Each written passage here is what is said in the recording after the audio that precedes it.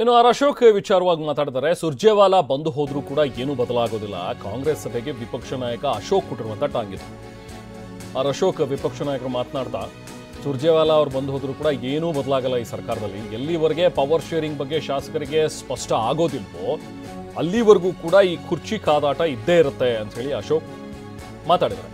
Power sharing ಬಗ್ಗೆ ಹೇಳಬೇಕಾಗಿರೋದು ಡಿ.ಕೆ. ಶಿವಕುಮಾರ್ ಹೊರತು ಸುರ್ಜೇವಾಲಾ ಅಲ್ಲ.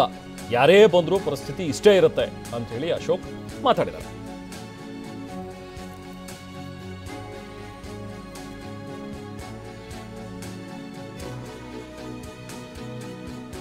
ಸೊ ಬಜೆಟ್ ಬಳಿಕ ಕಾಂಗ್ರೆಸ್ನಲ್ಲಿ ಪರಿಸ್ಥಿತಿ ಮತ್ತಷ್ಟು ಬದಲಾಗುತ್ತೆ, ಕಾದು ನೋಡಿ ಅನ್ನುವಂಥದ್ದನ್ನು ಕೂಡ ವಿಧಾನಸೌಧದಲ್ಲಿ ಪ್ರತಿಪಕ್ಷ ನಾಯಕ ಆರ್ ಅಶೋಕ್ ಹೇಳಿದ್ದಾರೆ.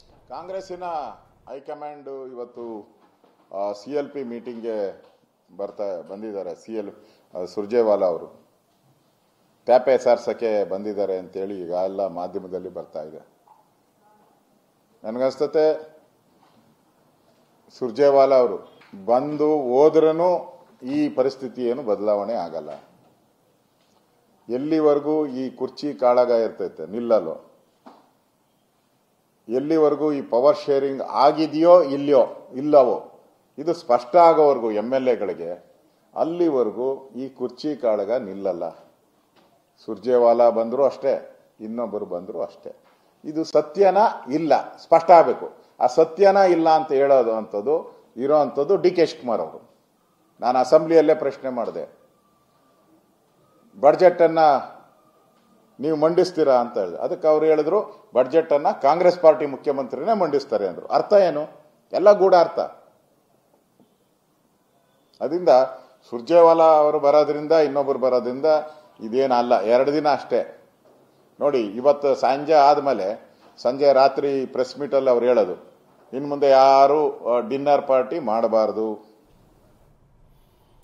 ಇನ್ನು ಕಾಂಗ್ರೆಸ್ನಲ್ಲಿ ಸಿಎಂ ಕುರ್ಚಿಗೆ ಕಚ್ಚಾಟ ನಡೀತಾ ಇರುವಂತಹ ಒಂದು ವಿಚಾರಕ್ಕೆ ಸಂಬಂಧಿಸಿದಂತೆ ಯಾವ ಕಾರ್ಯಕ್ರಮಕ್ಕೆ ಹೋದ್ರೂ ನಾನೇ ಸಿಎಂ ಕುರ್ಚಿ ಖಾಲಿ ಇಲ್ಲ ಅಂತಾನೆ ಸಿದ್ದರಾಮಯ್ಯ ಅವರು ಹೇಳ್ಕೊಂಡು ಓಡಾಡ್ತಾ ಇದ್ದಾರೆ.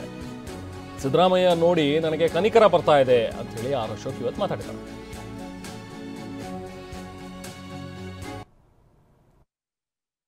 ಈ ರಾಜ್ಯದ ಮುಖ್ಯಮಂತ್ರಿ ಸಿದ್ದರಾಮಯ್ಯನವ್ರಿಗೆ ಬರಬಾರ್ದಾಯ್ತು. ನನಗೂ ಕರುಣೆ ಅನಿಸ್ತೈತೆ ಅವ್ರು ನೋಡಿದ್ರೆ. ಯಾವ ಕಾರ್ಯಕ್ರಮಕ್ಕೆ ಹೋದ್ರೂ ಕೂಡ CM ಕುರ್ಚಿ ಖಾಲಿ ಇಲ್ಲ, ನಾನೇ ಇರ್ತೀನಿ ಅಂತ ಹೇಳೋವಂಥ ದುಸ್ಥಿತಿ ಇವತ್ತು CMಗೆ ಬಂದಿರೋ ಅಂಥದ್ದು ನನಗೆ ಒಂಥರ ಕನಿಕರ ಬರ್ತಾ ಇದೆ ಅವ್ರ ಮೇಲೆ. ಕುರ್ಚಿ ಕಾದಾಟ ಕರ್ನಾಟಕದಲ್ಲಿ, ಈ ಕುರ್ಚಿ ಕಾದಾಟ ದೊಡ್ಡ ಮಟ್ಟದಲ್ಲಿ